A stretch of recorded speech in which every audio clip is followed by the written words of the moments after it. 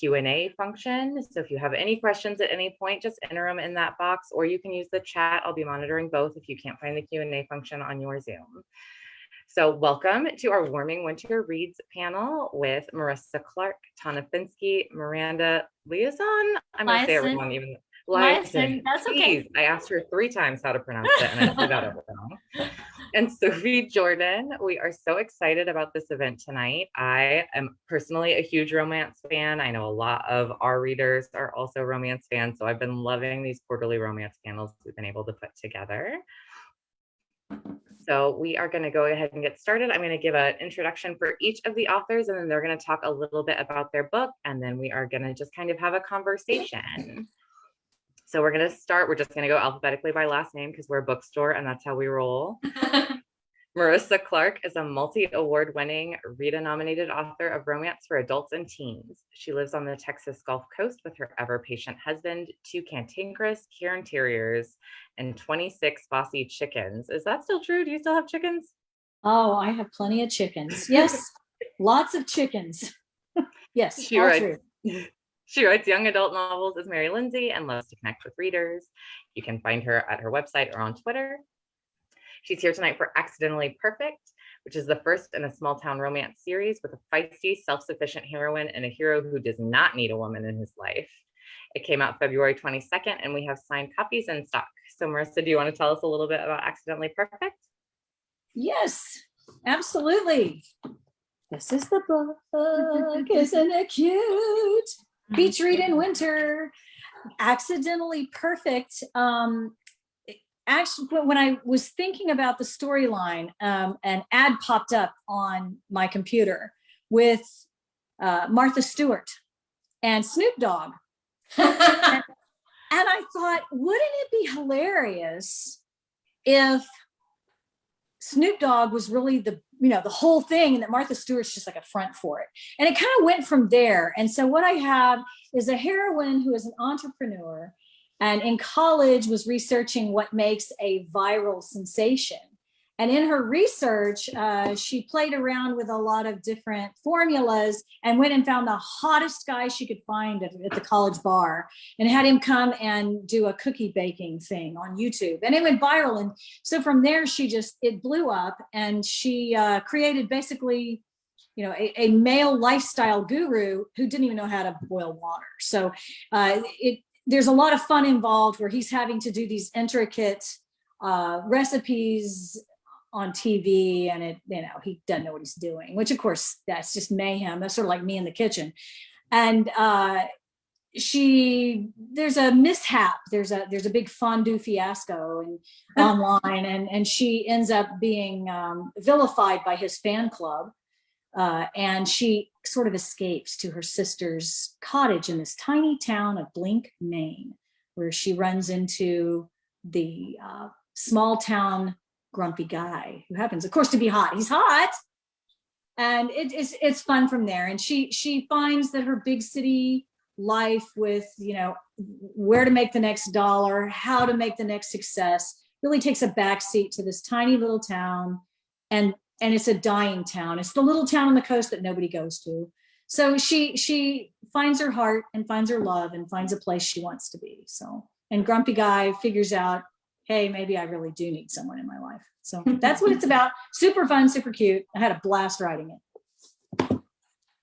I love a grumpy hero. He's so grumpy. Yeah. Grumpy hot guy. And he's a single dad of a 16-year-old. God help him. Yes. When Tawna Fenske finished her English Lit degree at 22, she celebrated by filling a giant trash bag full of romance novels and dragging it everywhere until she'd read them all.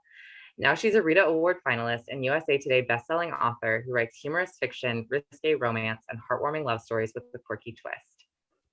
She lives in Bend, Oregon with her husband, stepkids, and a menagerie of ill-behaved pets, where she loves hiking, stand-up paddleboarding, I don't even know what that is, and inventing excuses to sip wine on her back porch.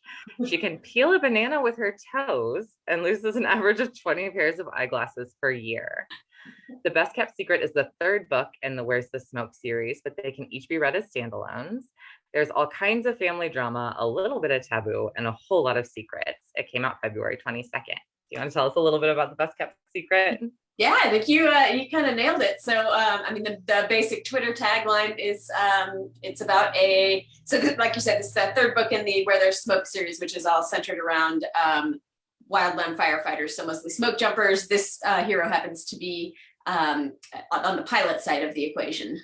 So he has a loopy response to pain meds, and his best friend, who also happens to be his ex-wife's sister, happens to stop by, and she's a nurse, Nyla. And Nyla shows up to look after Leo as he's just had dental surgery, and he has a bad reaction to pain meds and he happens to confess his deepest, darkest secrets. And now the two of them are forced to keep this secret together while trying not to fall for one another. So it's a lot of family drama, a little bit of taboo, and definitely we shouldn't be together, but we can't help falling for each other kind of story, which is one of my favorite things to write. So, yeah. Awesome. Okay, Sophie Jordan grew up in the Texas Hill Country where she wove fantasies of dragons, warriors, and princesses. A former high school English teacher, she's the New York Times, USA Today, and international best-selling author of more than 30 novels. She now lives in Houston with her family. When she's not writing, she spends her time overloading on caffeine, lattes preferred, talking plot lines with anyone who will listen, including her kids, and cramming her DVR with anything that has a happily ever after. Although I suspect also some not so happily ever afters on the DVR. Anna knows I'm also obsessed with true crimes. So you're either falling in love or you're murdering your spouse. Like The Rake Gets Ravished is the second book in the historical Duke Hunt series, following The Duke Goes Down, which is still one of my favorite titles ever. Our heroine will not be told she can't do something, including stealing back the deed to her family estate. Our hero is not used to not getting his way. It also came out February 22nd. So if you want to tell us about it. Sure, thanks. Hi, everybody. In case you didn't realize, Marissa and I are together doing this from my office. So I feel really fortunate that Katie Budgie Books is my local indie. So I'm about maybe, how long did it take you to get here? 20 minutes? 15, 20 minutes. Yeah. That's how close I am to Katie Budgie Books. And they're my favorite local indie. They're very romance heavy. I think I found that store when I was in my late 20s, walked in there and I was like, oh, it's a bookstore, having no idea that this bookstore is like 80% romance novels in this bookstore. It was like walking into heaven. So, and growing up and becoming a writer, and now they sell my books there. So I love it. So thank you, KBB, for hosting us tonight. And Marissa drove in town and you signed stock at KBB and then came over to our house, and we ate hummus before this. So that's we're ready. We're all garlicky breathed. Hummus and tzatziki. If you could smell my breath right now, like it's a good thing. So. It's something. This is like the one upside of not doing these in person right now. That's right. I know. I mean, I haven't mastered like the filter. I need to, like, my 23-year-old niece's filter is like crazy. She's looking stunning all the time. Oh, yeah. We need like filters on the Zoom, and I wouldn't even have to go to lip class. That'd be awesome. So yes, I mean, I think we're all February 22nd releases, right? Aren't we all? So yeah. Wait, January. Okay. Well, the first book, as Anna said, was The Duke Goes Down in the series, and he does, and The Rake Gets Ravished. And he does. I was like, I remember, I think I emailed you and a few people. I was like, I kind of felt like I started this title that was like the blank does something, like The Duke Goes Down. I just wanted a kind of familiar sound, like, so The Rake Gets Ravished, The Duke Goes Down, The Rake Gets Ravished. And the third book will be out in August. Same kind of vibe. It's The Scoundrel Falls Hard. Ooh. So I am loving my title so far. There's an amble. There is an amble. She is my third book. I'm skipping all over the place, everyone, but my third book is a lady blacksmith. So I did ask for an amble. Oh, so cool. There's like naughty business happening on top of the amble. I love it. Nice. So The Rake Gets Ravished these are all heroines so in book one, it was a vicar's daughter. These are historical romances. If you haven't picked up on that. So the first one was the vicar's daughter. The second one is a lady farmer. And my third one is a lady blacksmith. So I just wanted to write a series that they are all in the same town. So it's sort of like a small town historical romance. Cool. And my heroines have sort of jobs. And I mean, they're not like, it's not your typical duchess, countess, nobility. So in The Rake Gets Ravished, her brother, I hate him. Marissa already gave this to me today, how much she hated the I want him to. So he gambles away the property, the family land, and she's determined to reclaim it. So she sneaks into the gaming hell where he lost it, looking for the voucher, the deed, essentially. And she finds it in the private rooms of the gaming hell owner, and then he catches her there. So let's just say the book begins with a bang. In many ways. But she instigates it. She does, which is why the title is The Rake Gets Ravished. So she is very much, she's kind of caught red-handed, and she has to have an excuse for being in his rooms. And she's like, well, this is a really hot guy, and why not? So she is sort of the initiator in this, the sexual aggressor, I should say. But I loved giving a heroine in Victorian England a little agency, giving her a little power in that situation was fun to write. Little role reversal too, I think. So that's me kind of all over the place talking about the book. So yeah, that's sort of, it is the opposite of a slow burn. I'll say that. Okay. Fun. Starts with a blowtorch, basically. Yeah. You torched it. It's like I usually out of writing a slow burn book, and then I'm like, I want to do something different. This one's not going to be a slow burn. This one's going to be a right out of the gate. So there you go. Your covers are just gorgeous. Thank you. So beautiful. Thank you. I'm happy, very happy with.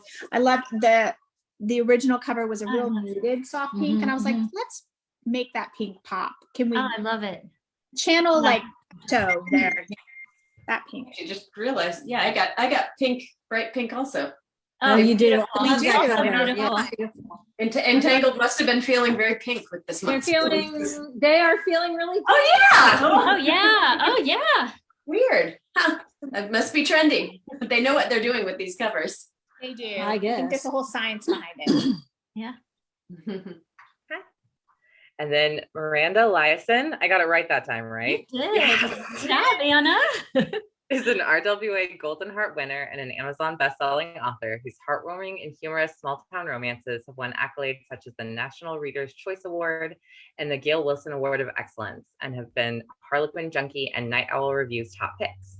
She lives in the Midwest with her husband and 3 kids in a charming old neighborhood, which is the inspiration for many of the homes in her books. The Sweetheart Deal is a small town fake marriage romance that manages to be sweet while also having so much snark. The chemistry between the main characters is off the charts. It came out on January 25th, and book 2 in the Blossom Glen series is due to release in September of this year. So Miranda, do you want to tell us a little bit about it? I love it. Thank you, Anna. Yes, well, I don't have my book with me, but I have it on my phone. So I don't know if you could see it very well. Tip it down. Tip it down.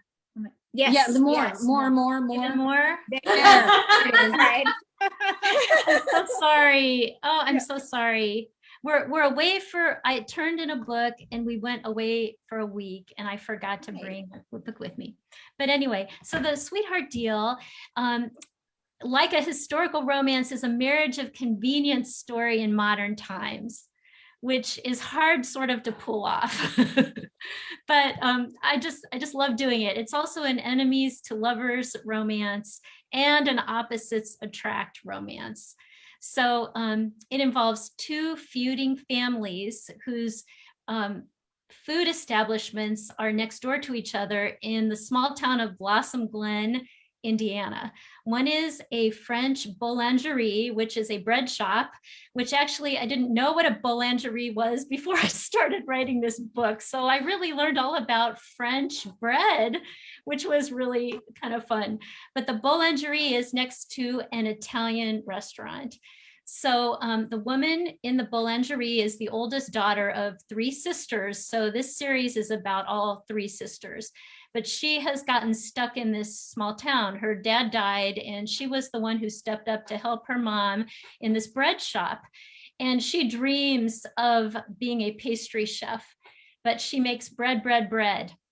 And she's in her early 30s now. She's had a failed engagement, and she feels sort of stuck in this town. And in waltzes her high school nemesis, Leo Castorini, who has been away for years in New York City doing financial things. And he is home to save the Italian restaurant. And together with this failing bakery and this failing restaurant, they strike a deal. And it's too complicated to explain, but the deal involves marriage. And of course, they do everything to avoid falling in love with each other. Secrets come out, and this woman finds the courage to find her true path in life. So I feel that the story is just as much about her path in life as the romance. So it was a lot of fun. And I'm from a small town myself, but it's not this kind of small town. I'm from a steel town in Northeast Ohio, where when I was in 2nd grade, the steel mill shut down and thousands of people lost their jobs. So that, I don't mean to be depressing, but my small town was very close. You know, everybody sort of banded together, and I sort of feel like the ethnic differences in this book sort of came from my heart, from how I grew up in my own version of this idealized small town. So I feel like the characters and the heart are very much how I grew up. And the Italian, I've had people talk about the Italian dad in this book. He's very stubborn and kind of narrow, and tradition is so important. And I really, that kind of reckons back to my youth, this character. So I had a lot of fun doing this book. It sounds really close to your heart. It really was. And I think, you know, with the pandemic, we all sort of felt, and I say that in past tense, we felt stuck. And I sort of empathized with this woman who, you know, through really no fault of her own, had to delay her own dreams for her family. And I sort of, that feeling we all kind of felt, you know, with all this crisis going around us all the time, it sort of translated into her character too. But it's a very funny book. It's lighthearted. It's not depressing. It's funny. You had me with the food porn. I think that's where I'm sold on that one. There's no sex on the page, but there is food porn. That's all we need. It does make you want really fancy bread. Pastries, bread, Italian food. Yeah, it's all in there. You know, it had been long enough since I'd read it that I'd kind of forgotten how hungry it made me, and that just reminded me. So thanks for that. Well, that's what I would do. Like, I would be like, okay, what is she doing in this bread shop? So then I'd be Googling bread, and then she would be practicing her pace. I'm like, well, what is she doing? So then I'd start reading about all these amazing French baked goods. I'd be like, oh, wow, this is like a whole new world for me. Right. So I kind of wanted to start the chat with one of the things that all of your books have in common is having pretty strong storylines with at least one family member. So I kind of wanted to talk about, like, obviously Sophie's family member, not as positive a relationship as some of the others, because he's the worst. It's like, He's you the think worst, Sophie. you would think I have a lot of experience with toxic families or something. I don't. I feel like families are very complicated, though. I feel, you know, you have your parents, siblings, and this is who you're born with.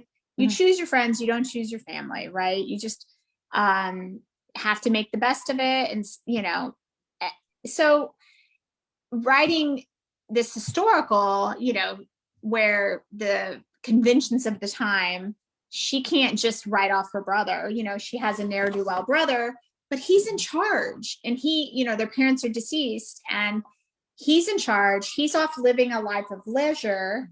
but Well, he's in charge legally, but he she's can't. running the show, right? She's running the farm. She is the one in charge of production. The fact that, you know, whatever money it nets, she's in charge of paying the staff, but it's his name on everything. If he decides to sell it, or he can do whatever he wants with the place. I don't know. I feel like a lot of conflict in a lot of my stories comes from some kind of dynamic with the family, whether it's a parent, that the protagonist, the heroine, is somehow, you know, beneath and, you know, controlled by, or in this case, the brother. But I also, like, I know a lot about, I have a daughter. I know she used to come, she's in college now, so it sounds like she's like gone forever. No, but I know a lot about her and her friends. They were always around me, and boy, they can make some really bad choices. Yeah, I think Grace really, I thought you Yes. could tell You this knew I woman had experience, right? has Like, if older you- girl. If you read The Rate Gets Ravished, you should know I have a teenage daughter. Okay, they do some really, they make some poor choices. Okay, but that's part of growing up, I feel like, too. You know, and then, you know, and she's sort of my heroine. Mercy is the mother figure for her, so she's there for her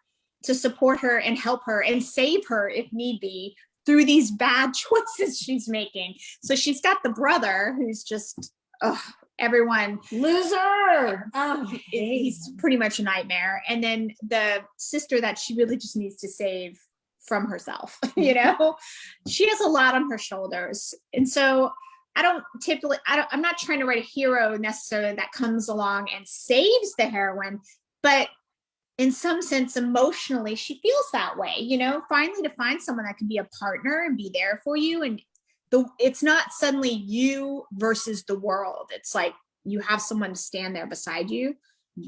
Yeah. Love that. Marissa just finished reading it. So it's probably fresher. I just, like, as I drove in her driveway, it said, what is the thing that they say at the end of Audible? Oh, The I don't. She I know Audible.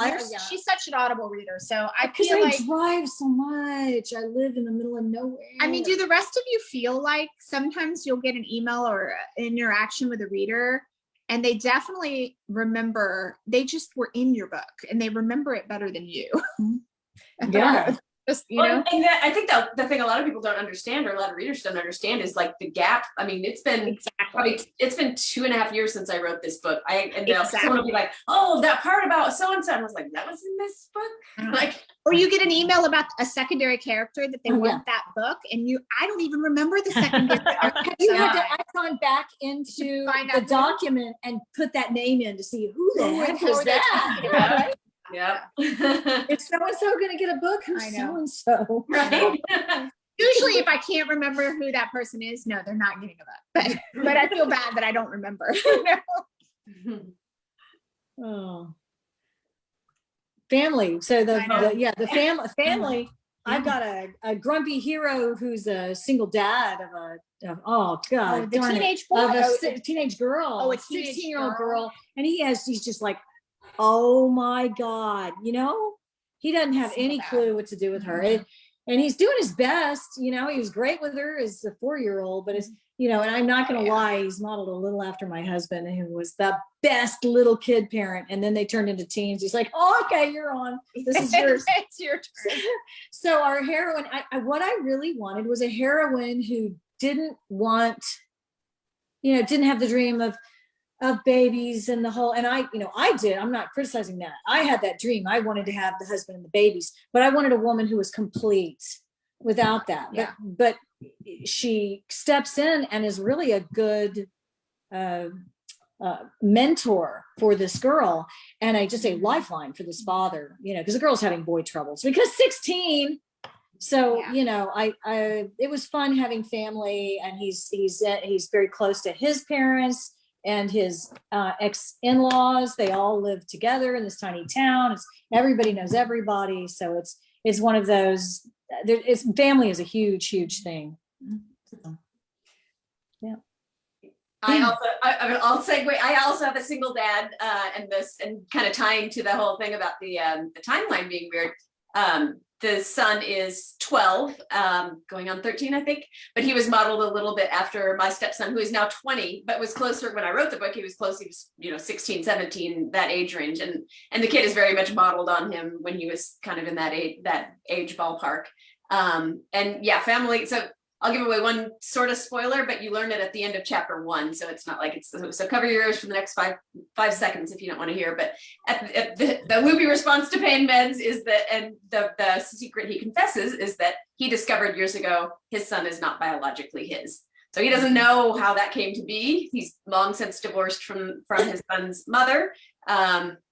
And he doesn't want to know. This is his kid. He's, regardless of the DNA, and he's kind of buried his head in the sand as far as this. So this is a secret he had every intention of taking to his grave. But when he has this loopy response to pain meds, he accidentally confesses it to his ex-wife's sister, who happens to be a nurse. And she also happens to have a really hard time keeping secrets. And so once she's got this knowledge, especially from a medical standpoint, it's like, well, don't you want to know what happened? He has a right to know, for his own medical information. And she can't believe it because this is her sister. And what has this happened with her sister? And so it just opens this giant Pandora's box of family drama, which was a lot of fun to unpack. And incidentally, I'm not going to say too much, but it was based, some of the setup for the story was based on a friend's, a real story in my circle of acquaintance, let's just say. So yeah, it's and in my researching this, I was amazed by some of the doctors that I interviewed were like, you wouldn't believe how many men are actually raising children who are not biologically theirs, and they don't know it, but we see it, on blood test results or something, and we can't say anything. So it's just this secret that lives forever. This reminds me of ancestry.com has unearthed a whole trove of secrets like that. Yeah. That sounds really fun.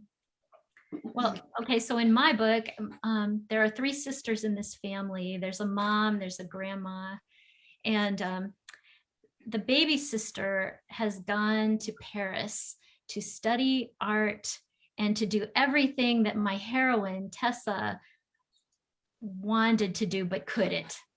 So she's sort of like the mirror sister to her. And also Tessa enabled her to go because she's been working in that darn boulangerie for years to help this girl get her dreams to come true. So that causes, that opens a whole, world of regret and longing, and also, and resolution through the book. But there's another sister, a middle sister, and there's the hero has a young sister who's ready to go to college. And the father, the Italian dad, wants her to stay home. And Leo, who's been in New York, is like, no, she shouldn't stay home. She should, the world should be her oyster, right? She should go away and do what she wants to do. So, that causes trouble. But Tessa relates because she's been staying home, right? And the young girl who's ready to go away to college she's okay with staying home. So the heroine gets to know her better and really is able to talk to her about, think about that. Is that what you really want to do? So there's always a lot of family. There's always a lot of family in my stories, family and friends. It's such a good source of drama. Yeah, I love it. Yeah, I love families. Families are complicated, like Sophie said, really complicated. I love it. Well, and I love that it gives a source of conflict for the story that isn't just, I feel like there was a phase for a while where almost all the conflict in a lot of romance novels was just misunderstanding, or they didn't have a conversation they should have had. And I love that family kind of gives a space for conflict that's outside of just, we did not talk to each other. It's really frustrating. Right. Although also true to life, if we're being honest, right? I can't tell you how many arguments would have been avoided in my home if we had just had a conversation we should have had up front. Well, Anna, that's really frowned upon in writing a romance novel, is if the conflict can be resolved by talking, it's not big enough. It's not big enough for the book. Yeah, right. It's like we criticize the books, people should be smart. These characters should be smarter and talk it out. And But in real life, we don't do that either, right? Oh my gosh, that's Right, exactly. Crazy You're thing. absolutely Right. I Yeah. always think the characters in my book have the courage to say and do things that like maybe I don't. I always feel like they go that extra step and really say what's on their mind. I'm like, wow, I wish I would have done that. It's funny as a writer, in real life, we're always like an hour later, oh, I should have said that. If I'd said that, or if I should have said that. But as the writer, they get to say the right things or the worst things, but it is fun to, play God in this scenario, where they will say exactly what you want them to say at the right moment. Puppet master. Yes.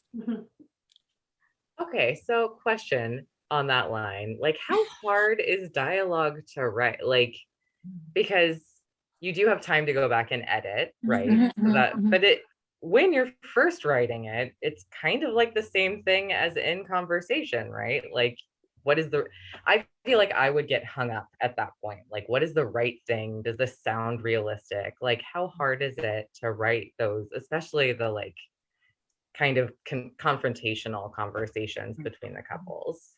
I'll start with that one. I come from an acting background and method acting. And so for me, the dialogue that's the easiest part for me in a lot of ways. I hear them, they're talking all the time, won't shut up.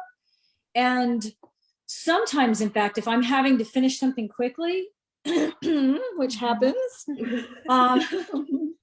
I will write only dialogue, no tags, no physical life, no narrative. I will do nothing but write the dialogue.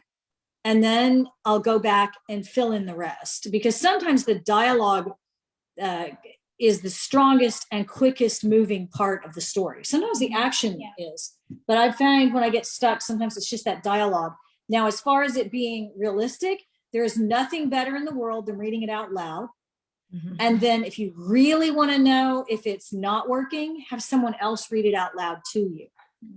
And it will sound, in fact, when I was writing young adults a lot, I would have my teenage daughters read it out loud to me. Oh.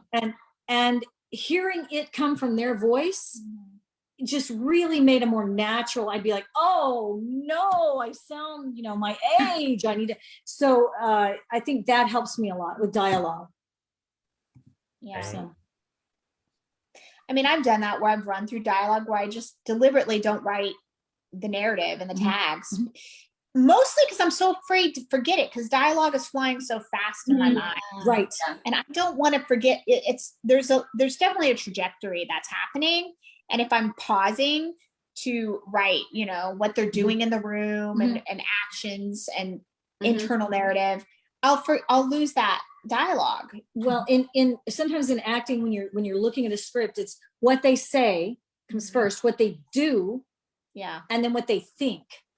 And what they think is actually the most important motivator of all three. But what comes first is what they say, because that's what you see, So I think that same thing. I mean, I'm guessing probably all of us to some degree just have the voices in our heads constantly. And so it's just a matter of getting it down on the page. It's the dialogue.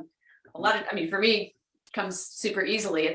But plotting is the hard part for me. I'm a total seat of my pants pantster. And so I'll get halfway through a book and be like, I have no idea who the bad guy is or how this is going to end or whatever. But the dialogue I got. I agree. I think the dialogue is so much fun. And like you said, I love dialogue because it's emotional. And usually when it's emotional, it kind of flows right out. So that's why I think it's so much fun. But you're right. I think if you get that down before you forget, like my fear is everything's running through my head and I have to hurry up and get it down as fast as I can or it'll be gone. The funny parts though are different. But I feel like that takes a lot of work sometimes, or looking at it like through different times to really find the connections and get to know the characters well enough to really know, like, because zingers usually hit you where you're the most vulnerable. So I feel like it takes time to really get to know what that is. Like that doesn't happen a lot of times for me on the first pass. Yeah. that's, as a romantic comedy author, kind of the same thing I get asked a lot, like, why, does the funny just happen? And a lot of times it evolves out of the dialogue, and it sometimes won't get layered in until the third pass through. Like, I'll write, have it kind of in my notes, this needs to be a funny scene, and it will be the unfunniest scene in the history of writing for the first two passes, and then it gets funny. Yeah, like after and it's sort of like what Sophie said, is in real life, sometimes you don't have the words. And then you think an hour later, oh, but we have an hour later, and that hour later really helps. Yeah. Sometimes.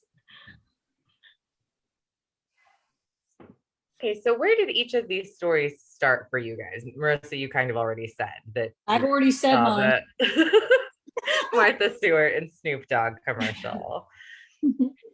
So for mine, some of you, like it's I not the said, first book in a series. there was that. Yeah, I can't give too much away about where it came from, but it was the idea of a guy who knows his child is not biologically his, but it is absolutely, this is my child. I'm not gonna say anything that's gonna rock the boat, so I'm just gonna keep that information to myself. So that did come out of kind of a real life scenario, and I'd been just noodling on it for a long time, and then was it 2018, I was kind of randomly invited to this plotting workshop with Susan Mallory and a couple other authors. And it was just this very intimate day of the four of us doing, like, each of us brought our work in progress and plotted it out with Susan freaking Mallory, which was amazing.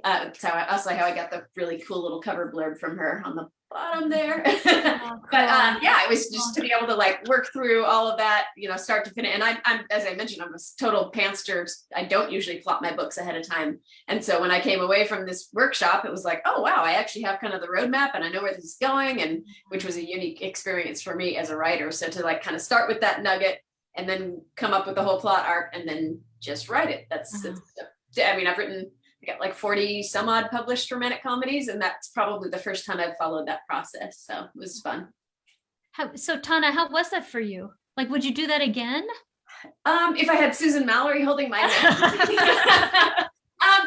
of, I have to admit, it does, it kills my motivation just a little bit if I know where it's going, because then it's sort of like, well, I already know how the story ends. Now it's not fun anymore. But that's just me. Sometimes I feel like I think through my fingers. I'm like, oh my God, I don't know.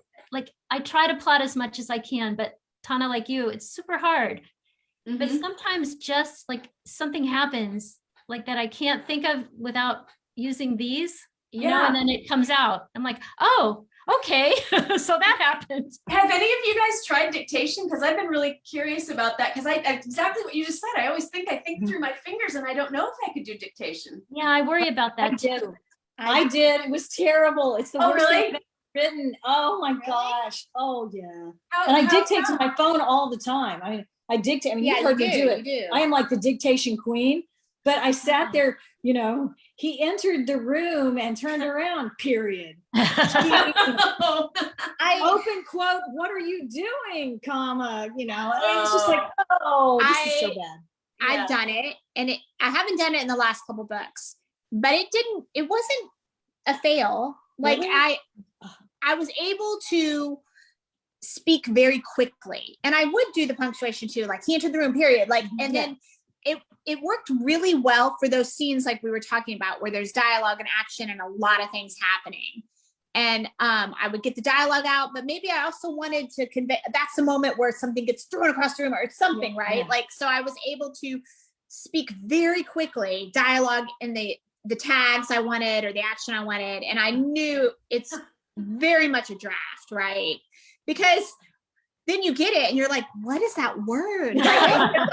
What is boombox? I promise I never said boombox in a historical or something. And then I would look at it and I would read it out loud quickly, and the door blah and blah blah. And then finally we like, oh, and then the door opened. Like, and then I would like, do you know what I'm talking about? Like, it would sort of take shape finally by how quickly I was saying it out loud, what word my device heard and what it really was.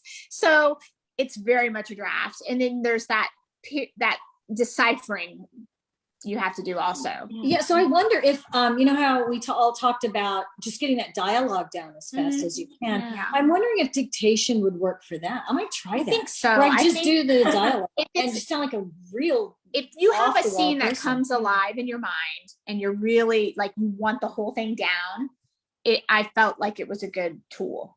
Yeah, I might try that. That might work. Lauren Blakely is an author pal of mine. We have the same agent, and I know that she not only uses dictation, but she'll do it while she's out walking her dogs. And she writes pretty risque, like romantic comedy kind of stuff. And I always wonder, like, is she out there walking around and people are like, what the hell is wrong with that lady? I mean, it's a way to get your words done for sure. Yeah, You know? yeah. And I do think I got a little better toward the end of when I was doing it about like enunciating and because knowing how what your phone is going to hear. I do it on my phone. I do it on my Bluetooth. So yeah, You know, I don't know. Maybe I need to go back and do it. the only thing I could compare this to is as a teenager, I was always writing in my journals, right. And then all of a sudden computers came along, and then I had to like train myself to, instead of handwriting, to work on a computer. And I think, and I often wondered to myself, I wonder if dictation would sort of have that same kind of learning curve, but it's a different part of the brain. It's a different part of the brain. You know, they're auditory learners and visual learners. Right. And it's a different. And I know there are some visually impaired authors, and this is what they do. Yeah. You know, this is what they do. I'm sure there's a way to train yourself, like you said. Well, now I think I have to try it again. No, but now you're like, I've been dealing with a lot of carpal tunnel stuff, so I've been starting to think like, oh, if I can't think through my fingers anymore, how easy is the dictation thing? I think, you know, I went from one deadline to another, and the tendons on my hands are like hurting, and I'm like, like that's never happened before. Now what do I do? Yeah. I just came off of like 3 back-to-back books, and it's snow season here. So we have elderly neighbors on both sides of our house. So you always have to shovel your neighbor's driveway is a nice thing to do. So when I'm not typing, I'm shoveling snow, and I've kind of killed my hands this season. Yeah. I just think writing processes, they just evolve. I get the question a lot, and you could have asked me at any point in my career, like, what's your process like? I've gone where I'm like, oh, I just use an Office Smart as a draft. I never open up a blank document. Then I've opened up a blank document. Then I went through a dictation phase. Then I went through a phase where I was writing in journals again, and then dictating what I wrote in the journal into an open document, and then editing it. And then I've gone through, and now I'm back to Scrivener, which I haven't used Scrivener in years. So I just think maybe it's part of staying fresh. Or do all of you use Scrivener? I could write a book in the time it would take me to learn Scrivener. It's not that bad. Does anyone else use Scrivener? No. Or has? No. Nice. There's too many cool. I can barely figure out how to use Microsoft Word. Sister. Well, I know I'm not the most, learned Scrivener. I know I have writer friends who know it very well. It just does what I needed to do, but it is nice to be able to see it all laid out and jump around in my scenes and even move scenes and if you're visual at all, you can like see it. You can see the whole book at once. And that kind of is a cool thing where I'm like, gosh, I need more of this character's POV or, something. Yeah. I'm going to show you. We kind of went off on a tangent. Did you have more questions for us? I know. Wait, what was I forgot. What were we answering? What were we talking about? Question. Dictation. No, dialogue. Dialogue. There we go. Yeah. Process. We totally went off on a tangent. Oh, you'd asked about the origin. I didn't answer the origin, kind of our origin, right, of this book. In The Rate Gets Ravished, all I knew about was she was a lady farmer and she was a friend of my lady vicar in book 1. So I knew she had a brother that was like a ne'er-do-well, but was never around. So then I suddenly was like, well, what's her story going to be? And I often think back to books I like let me clarify, books that I have loved and obsessed over and what it was that I love so much, because and it's just like thinking of what your favorite tropes are almost, right? Like, because if you love it, it's easier to write it. If you're loving this idea, if you're loving the trope, the conceit, the premise. So I remembered one of my favorite books was Cressley Cole's The Master. Oh. And that's when she shows up at his door, and she's she takes the spot for another woman. She's she's a stand-in. What do we want to call her? She's a sex worker. She's a sex worker. But she'd never done it before, and it was her first job, and she was taking it. And it's with him. And it's with him, this gorgeous guy. God. And I was like, oh my God. I wanted to write just that story where, and this story is totally different. I mean, she's not a sex worker, but she's in his rooms. He finds her there, and they are face to face, and becomes this sexually charged situation in chapter 1. I just wanted to write that book, and I haven't written that in a while. And we talked about this. We talked about what I really loved about Mercy. Is that right? Is that she, when you have these historicals, you often have the virginal character, and she is that. She is all that. She's a good girl, she's not spinster, but she's got just like real people. She has a great imagination. She's read a lot. She lives on a farm. She knows how things work. I grew up with 2 older brothers. You can be rest assured there were dirty magazines in my household. Okay. Yeah. I knew they kept their magazines, and I was like, there was books and texts and stuff. So her brother had. Yeah. So that was really cool, because she's, she knows what she wants. She's read erotica, but she hasn't done it before, which was a whole new layer on there. I thought it was very clever. So. I liked it. Thank you. Thank you. I'll pay you later. Okay.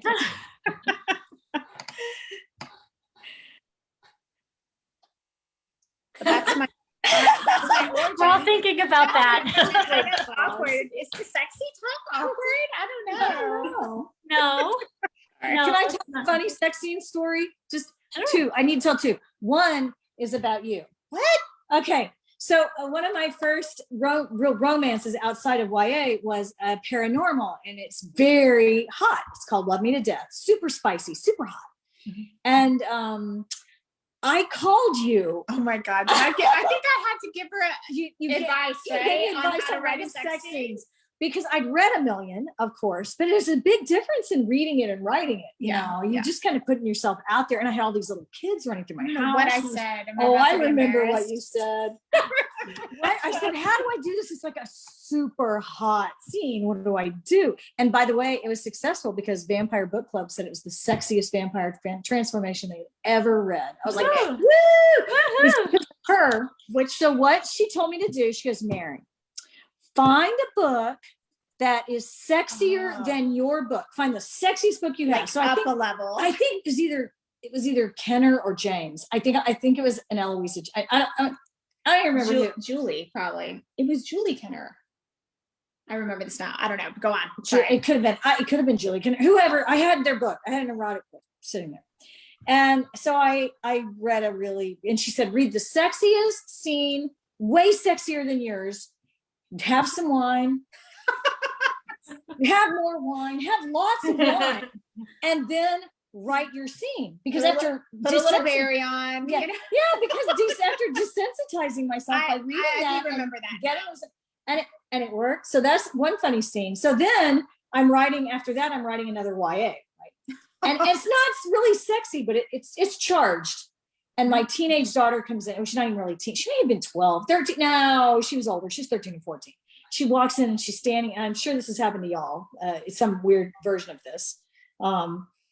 She walks in and she's standing behind me, and it's just like a kissing scene, or I don't know, it wasn't even a big deal. And she goes, Mom, at your age, you could hurt yourself just writing about this. That's so cute. Or the guy on the plane who's reading over my shoulder. Yeah. I told you this. And he goes, okay, it's a scene from Sleeping with the Boss, and he like does her up against the door. And so from then on, they have a joke about having a doorgasm, right? So and so he's reading this, he goes, you spelled it wrong. And I couldn't believe He goes, it's spelled O-R. And I was just like, oh my God, it was on the plane. I don't write That's on why I planes. don't write on Anyone, planes. no I one don't writing write on on planes. Nope. People really read your Yeah. stuff on planes. That's weird, but people do that. Oh Yeah. my gosh, he was across the aisle. Everybody heard him. I thought I might die. It's but everything. If your laptop's open, I know your eyes just kind of go over to what someone's doing, or your e-reader, Or what they're watching. or Yeah. what they're watching. I'm like, oh, that's that movie, you know. I just don't do it. I don't do it anymore. I feel very exposed on You a plane. spelled that wrong. But I think there's something to that. I think I've given you that advice because you've been in the land of YA for Yeah. so long. Yeah, And yeah. I was like, go read some really hot books. And get drunk and write your scene. Yeah. It worked. All right. Well, kind of in line with that, what's the weirdest writing advice you guys have ever gotten? Oh, Huh. weirdest writing. Ah. Hmm. Ready? Well, I think this is bad. gonna, I think bad or weird could go together. And this is why I expect to be really entertained. But in our minds, we're all thinking of certain probably authors who've said it and how we can't out them. I know. That's Like, it. I can't say what so-and-so told me. No. But you can, hey, they're anonymous, right? Give me come on. I feel like Tawna, look, she's got a story. She's got a story. She does. Look at her face. I know. I am kind of in the same path that you are. Like, I'm trying to think of things people have said, and I can't out them. So I bet this author would never even remember that she told me this. And I'm not going to say her name, but I remember being so excited. I sold my first book and we'd all gone to lunch, a big group of us authors. And I was so excited. And I said something and about, I guess, just how excited I was or something. And she was just, I mean, she'd been published a long time and she looked at me and she's like, well, good luck. No, she said, congratulations getting published and good luck staying published. Like, it was so like, Ooh. it was Ominous. wasn't even like, she was friendly. She was never not friendly. It was just her jaded experience coming. Well, through. and statistically, back in the day before self-publishing, This was before self-publishing. statistically, it was 1 out of 100,000 got an agent, and only like 60% of those sold, Yeah. and only 40% ever sold a second book outside of that first series. Yeah. And I think this had to be 2005. Yeah, this so that was before. definitely, it was a rough road. I think she was really trying to be actually kind to like temper your expectations here. You Well, and know? it is so like, so many of the people that I started, because I've been at this, my first book came out a little over 10 or 11 years ago. And it took a while before that to break in. And it's, so many of the people I started out with aren't writing anymore. You maybe had one or two books, and it's a brutal business. And it's not like talent or anything that keeps you in it. It's just dogged determination most of the time, and the ability to get kicked down and get back up. I mean, that's not to be grim, but that's honestly what keeps you in it. Yes. Somebody told me that too. When I got my first contract, they said, welcome to the roller coaster. And I was like, what does she mean by that? Well, there's like this perception that once you've sold a book, or you have a deal, or once you hit a list or something like that, that it's all just like uphill and rainbow. It's like a writing career goes like this always, For sure. right? Almost always.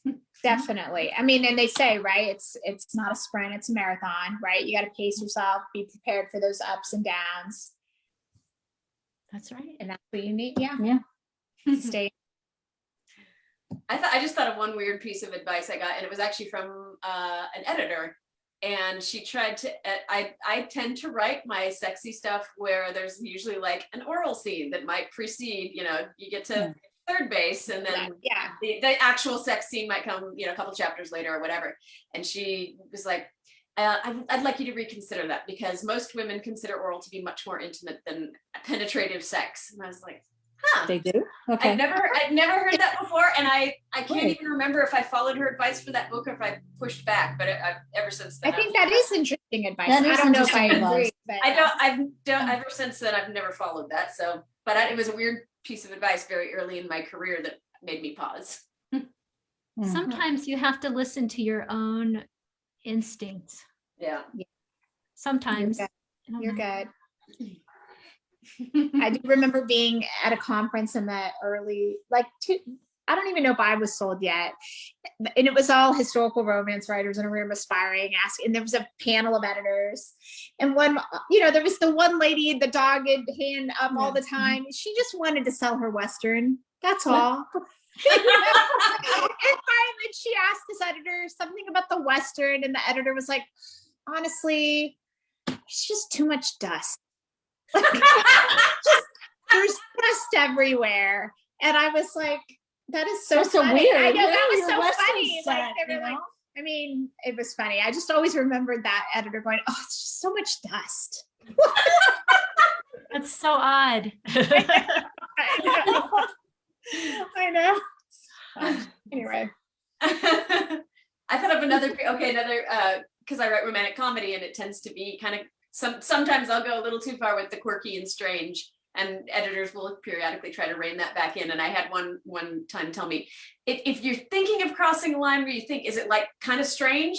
Ask yourself, how will this play in Peoria, Illinois? I don't know. I've never been to Peoria, but that became kind of this tagline with my agent for years after that. Like, think to yourself, how will this play in Peoria? That's funny.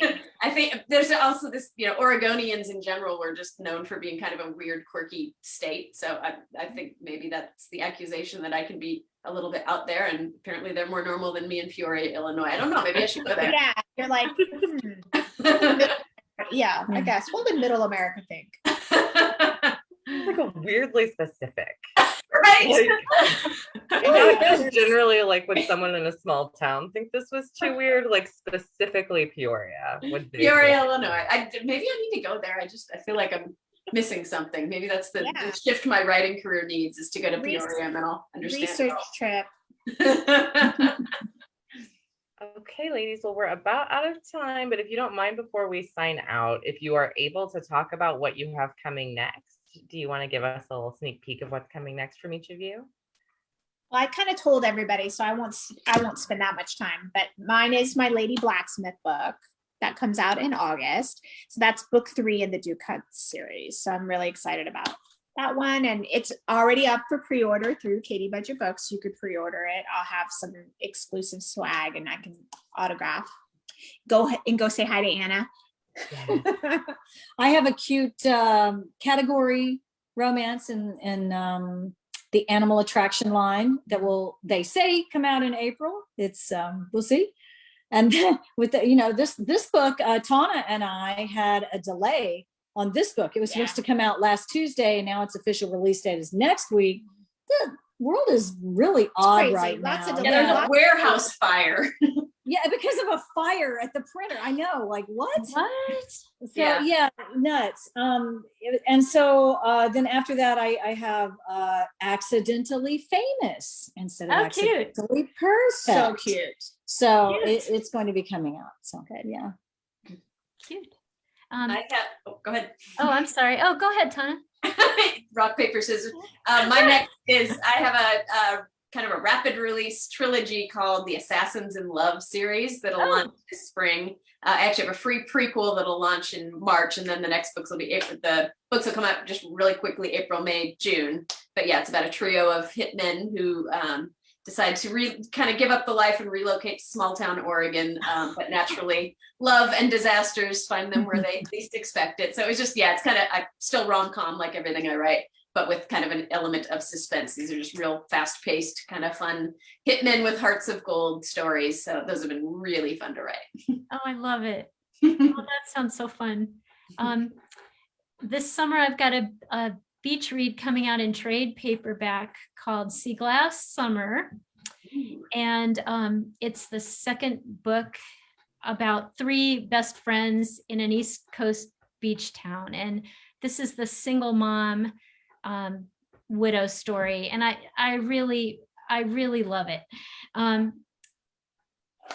then I have The Sweetheart Fix, which is the second book after the Sweetheart Deal. That is supposed to come out in September. And that's about another one of the sisters, Juliet, the middle sister. And then Thank we did you have very much for having me. Thank you. Yeah. This was a lot of fun, and it was great to see you all. Super Yeah. fun. Always fun to hang with you all. Mhm. and just real quickly, Sophie and Marissa, one of the audience members, asked if either of you has anything new scheduled for YA. I don't know if you can see I don't know if they know, because I did have 16 Scandals that released during the pandemic. So that's my most current YA, and I don't have anything coming up yet. The 16 Scandals was a Regency set historical YA. When was your last one? My last one was Havoc, and I don't remember when it came out. Pretty recently. I right now don't have a YA on the books. I've got a bunch of other projects going on. So who knows? Following The Scoundrel Falls Hard is a new historical series that's coming out that is a little different. So I'm going to post some news about that soon. It's historical romance plus maybe a little different. So, but no plan, no update at the moment for YA. So, but thank you for asking. Yeah, thank you. Thanks for still remembering our YAs. I know. We do right now. All right. Well, thank you, ladies, so much. Thank you, attendees, for coming. Thank you, authors, for being here with us. Thank you, everybody. Thanks for And if having you us. go buy Katie Budget books, or if you order them, I left a bunch of little trinkets there that are cute swag. They're so cute. There's these little plush lobsters that are the cutest things. They look like Beanie Babies. Cute. Yep, and some Oreos with lobsters on them, which is like, you look at them, you're like, ugh. No, that But looked really good to me. They're That cute. looked delicious. They're dipped Oreos. They're really cute. So if you order from Katie Budget Books, you'll get those cool things. If you go by and pick it up. If you can't pick it up, you can probably pay them some extra to mail you the stuff. Yes, and also Marissa and Tawna's books were officially delayed until March 1st, but because we had an event order in, we'd gotten their books early. So we do currently have both of those titles in store. We got them for the original release date. So if you are placing an order with us for either of those titles, it will either ship to you or be available for pickup immediately. Nice. All right. Thank you so much Thanks, for everybody. having Thank us. you. Thanks. It was good to Delightful. It Have was a great night. It was fun, Everybody have a everybody. good night. You too. Bye, everyone. Bye. Bye. Thank you. Thanks.